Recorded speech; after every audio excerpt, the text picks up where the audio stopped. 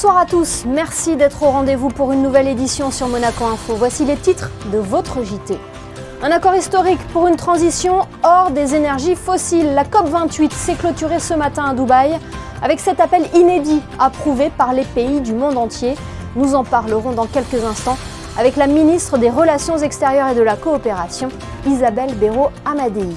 Puis nous irons à Paris où un hommage au professeur Yves Coppens a été rendu au siège de l'UNESCO en présence du prince Albert II. Nous parlerons également de cette loi votée jeudi dernier au Conseil national qui encadre la profession de vétérinaire. Le directeur de l'Action sanitaire, Alexandre Bordero, nous éclairera à ce sujet.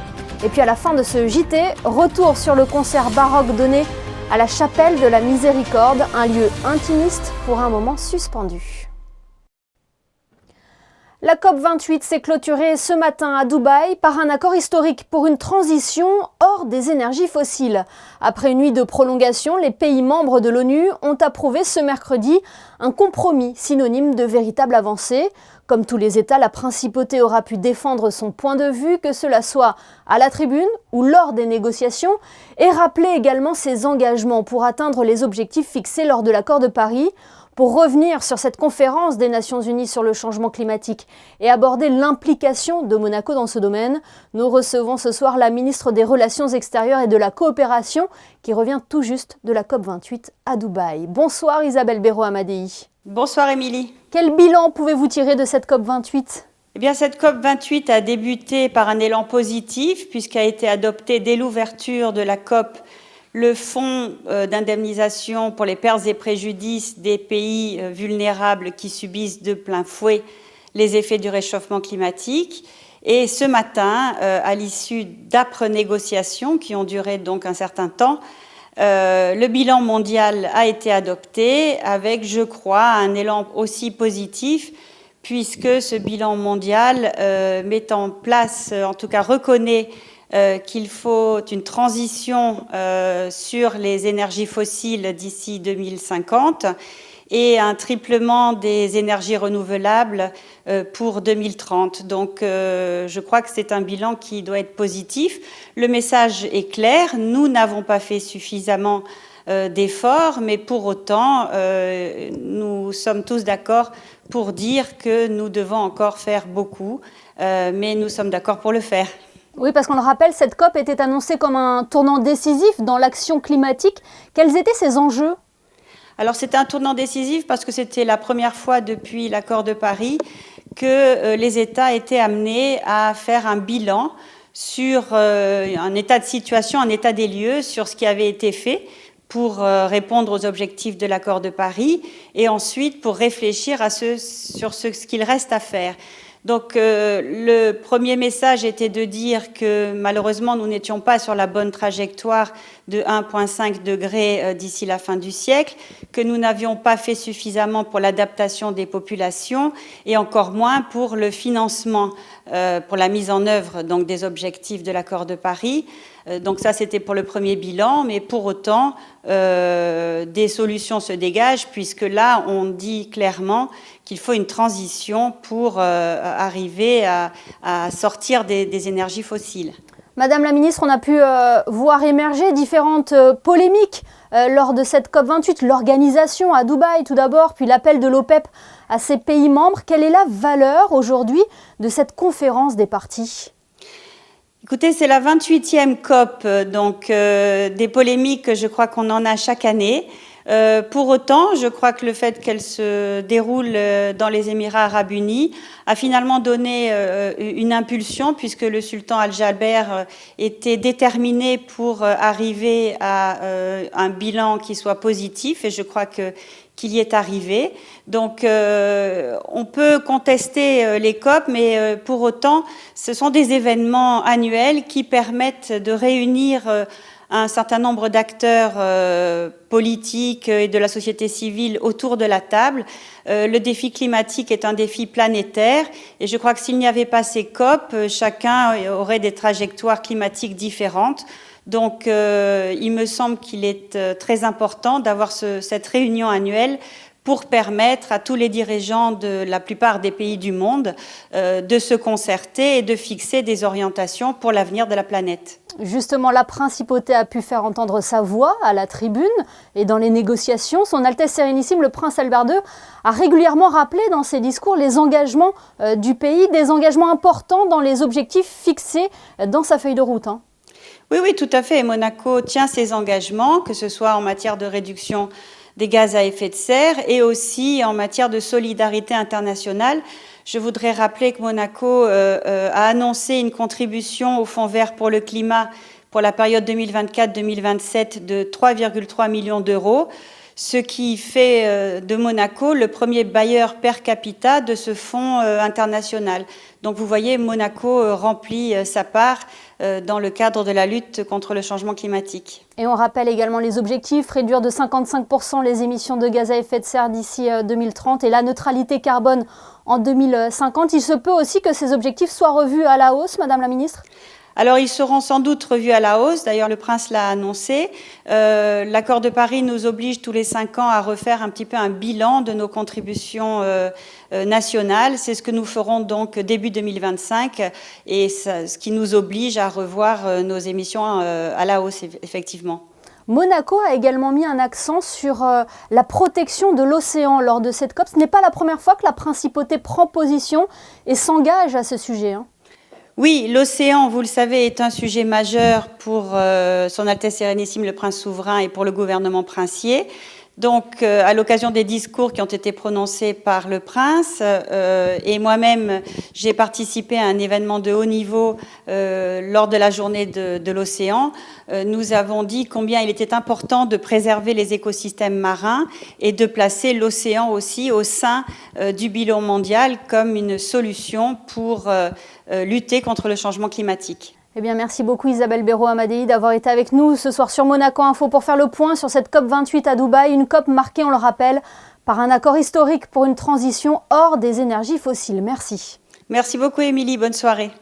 La disparition du professeur Yves Coppens l'année dernière avait marqué le monde de l'archéologie. L'ancien président du comité scientifique international du musée d'anthropologie préhistorique de Monaco a reçu un vibrant hommage mardi au siège de l'UNESCO à Paris.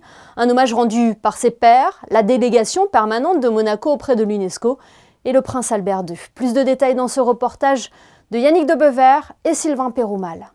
Il y a 1 an et demi, le monde apprenait la disparition du paléo-anthropologue et archéologue français Yves Coppens. Ce mardi, c'est à la maison de l'UNESCO que toute la communauté scientifique mondiale, ses proches et le prince Albert II ont pu rendre un bel hommage à l'homme dont les découvertes pour l'histoire de l'humanité sont inestimables.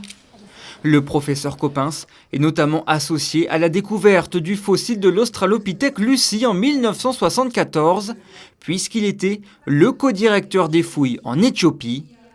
L'UNESCO, qui abrite une réplique de Lucy, était donc un lieu de choix pour rendre hommage à celui qui aimait plus que tout transmettre ses connaissances. C'est vrai qu'il avait cette soif de pouvoir transmettre et également de pouvoir permettre aux personnes qui ne connaissaient pas sa matière de la découvrir. Donc il était proche des gens et il avait ce désir de pouvoir écouter les autres, de pouvoir rencontrer les personnes au-delà de sa spécialité qu'il a pu faire partager. Donc c'était logique d'avoir cet hommage fait ici à l'UNESCO avec l'éducation, la science et la culture. Je pense que ça tombait sous le sens de pouvoir le faire ici. En 2004, le professeur Coppens est nommé président du comité scientifique international du musée d'anthropologie monégasque, institut fondé par le prince Albert Ier. Il le restera 18 années, animé jusqu'à son dernier souffle par l'ambition de faire rayonner Monaco à l'international dans le domaine de la préhistoire. Il nous a aidés à rendre le musée encore plus enrichissant dans le sens extension des missions à l'international, de son réseau scientifique. Et puis il a mis à notre disposition 17 membres éminents, spécialistes de chaque pays pour ce qui concerne la préhistoire. Donc c'était vraiment un président, un parrain de la science magnifique et vraiment très altruiste. Les travaux du professeur Coppens ont permis de nombreux progrès scientifiques, surtout dans le domaine de l'environnement et l'innovation. Tout cela a été mis en lumière lors de tables rondes grâce à des chercheurs venus du monde entier, spécialement pour cet hommage. Et dans le prolongement de son déplacement à Paris, le prince souverain a pris part à un dîner de gala au Cercle de l'Union interalliée. Lors de cette soirée, il a reçu le prix de la transition écologique décerné par la revue Politique Internationale en partenariat avec le Cercle MBC. Le prince Albert II est le premier lauréat de ce prix créé cette année. Je vous propose d'écouter à ce sujet le président de la revue Politique Internationale, Patrick Wageman. Nous avons différentes catégories de prix. On a un prix du courage politique, on l'a donné à Jean-Paul II, qu'on avait donné au président Sadat. Nous avons d'autres prix sur l'engagement européen. Et nous avons créé un prix de la transition écologique. Et naturellement, notre jury et tous les membres de nos rédactions ont pensé que la personnalité qui méritait le plus de recevoir ce prix, c'était le prince Albert de Monaco. Donc je dirais qu'il n'y a même pas eu de débat tellement l'unanimité était évidente. Et un peu plus tôt dans la journée, son Altesse Sérénissime, le prince Albert II a tenu à soutenir le chef étoilé du pavillon Monte-Carlo, Yannick Aleno. Il organisait mardi soir à son restaurant parisien une vente caritative au profit de l'association Antoine Aleno. L'ensemble du monde de la gastronomie s'est mobilisé pour fournir des lots d'exception et ainsi financer les actions de cette association qui porte le nom du fils de Yannick Aleno, disparu tragiquement dans un accident de la route et qui a été créé pour soutenir les familles endeuillées. Le 7 décembre dernier, le projet de loi relatif à la profession de vétérinaire était voté à l'unanimité au sein de l'hémicycle du Conseil national. Ce texte déposé il y a un an sur le bureau de l'Assemblée était très attendu par les vétérinaires de Monaco. Pour développer cette actualité, le directeur de l'Action sanitaire, également ancien médecin vétérinaire, est notre invité ce soir. Bonsoir Alexandre Bordero. Bonsoir. En quoi le vote de cette loi est important pour la profession ? Il est important parce qu'il structure la profession, parce que jusqu'à maintenant, il n'y avait pas de loi sur les vétérinaires. Alors les vétérinaires étaient autorisés par le ministre d'État, comme toutes les professions libérales. Et ensuite, la réglementation était celle généralement applicable aux professions libérales. Avec le vote de cette loi, ça permet aux professionnels de la place de se structurer, éventuellement prendre des associés, de monter des sociétés, parce que effectivement la profession évolue ces dernières années. On est passé du cabinet individuel du vétérinaire à des structures beaucoup plus importantes, et on le voit notamment dans notre région. Et donc il était important que les professionnels de la place puissent répondre aux besoins de la patientèle qui demande aussi des cabinets un peu plus importants que les cabinets individuels parfois. Concrètement, ce texte encadre juridiquement la profession de vétérinaire ? Elle encadre juridiquement à la fois sur le régime des autorisations, sur le régime des possibilités d'association, sur les structures, alors la différence entre cabinet vétérinaire, clinique vétérinaire, et aussi sur un plan déontologique. Et en fait, c'est une loi qui est un peu similaire à celle qui règle, par exemple, la profession des chirurgiens dentistes ou la profession des médecins.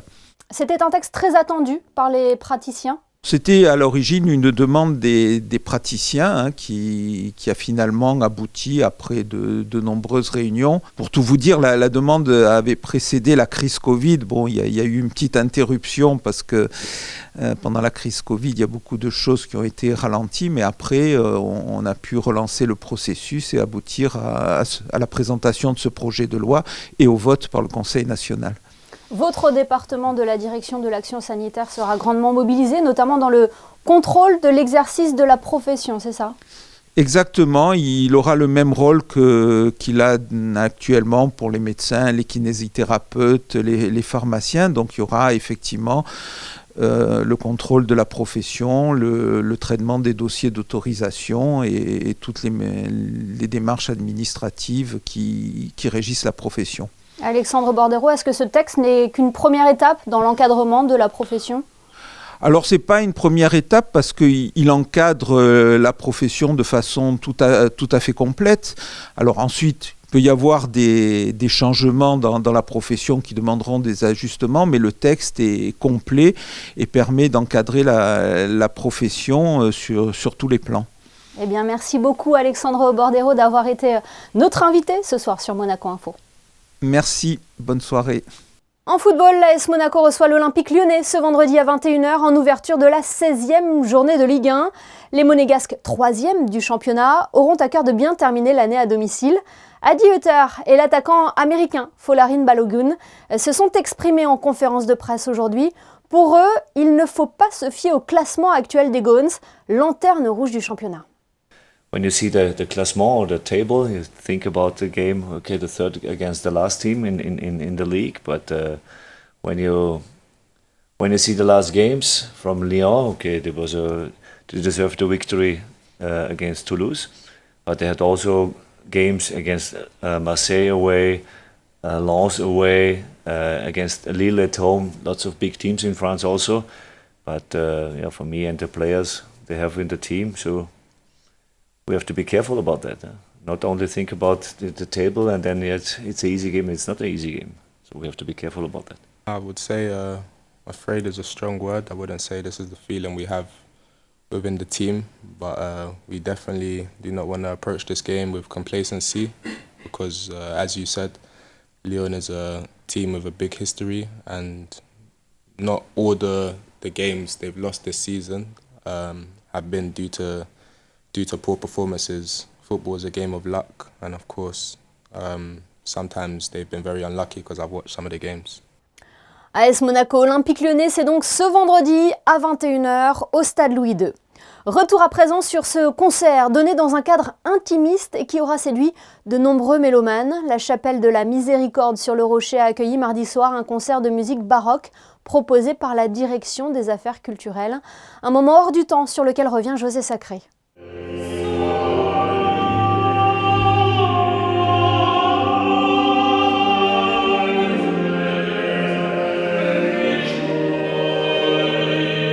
Salve, c'était le titre général de ce concert donné en la chapelle de la Visitation par l'ensemble Marguerite Louise, un ensemble créé par l'organiste et directeur musical Gaëtan Jarry.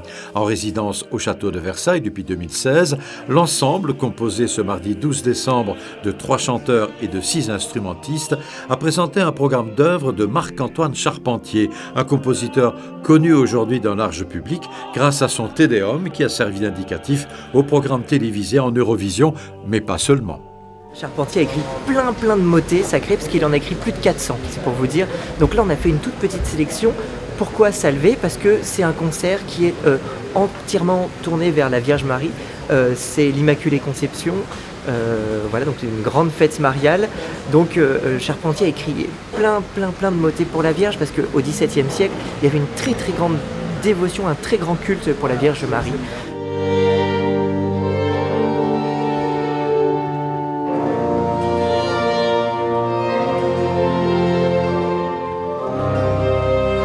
Les mélomanes, nombreux à ce concert, pourront retrouver l'ensemble Marguerite Louise grâce à leurs enregistrements, une dizaine à ce jour, des enregistrements unanimement reconnus par la critique internationale.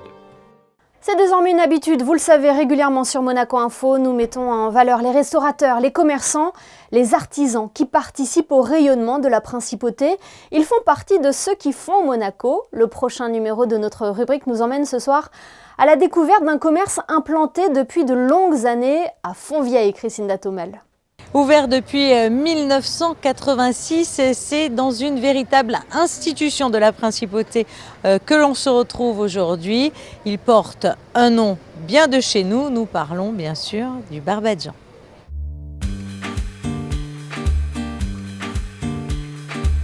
Nous étions avant, à côté de l'ancien stade Louis II. Dans mes souvenirs, c'était dans les années 60.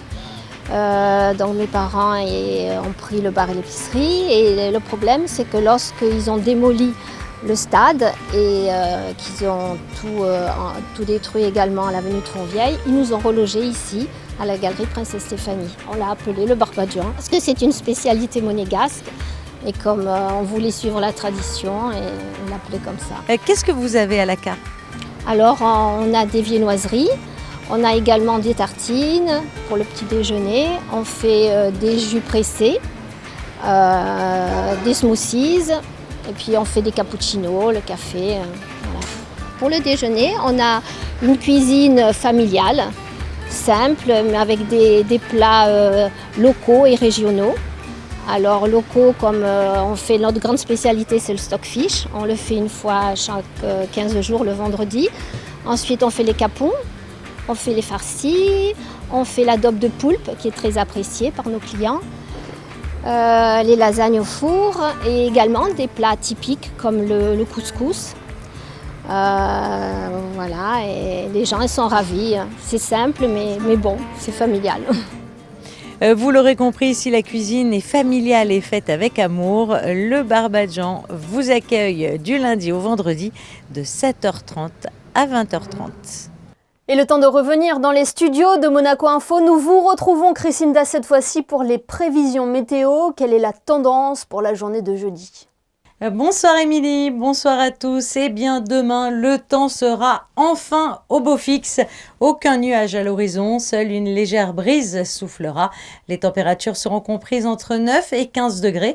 Le soleil se lèvera à 7h55 et se couchera à 16h55. Demain, nous fêterons les Odile. Merci Christinda et merci à vous de nous être fidèles chaque soir sur Monaco Info. On referme ce journal avec ces images d'archives qui nous emmènent 20 ans en arrière. Les ballets de Monte-Carlo présentaient alors Cendrillon sur la scène du Grimaldi Forum, une création de 1999 de Jean-Christophe Maillot qui fait depuis le tour du monde. Elle sera d'ailleurs proposée en Italie en février 2024. Photo signée ce soir Charlie Gallo, à qui nous adressons un salut amical. Très belle soirée à tous et à demain pour un nouveau JT sur Monaco Info.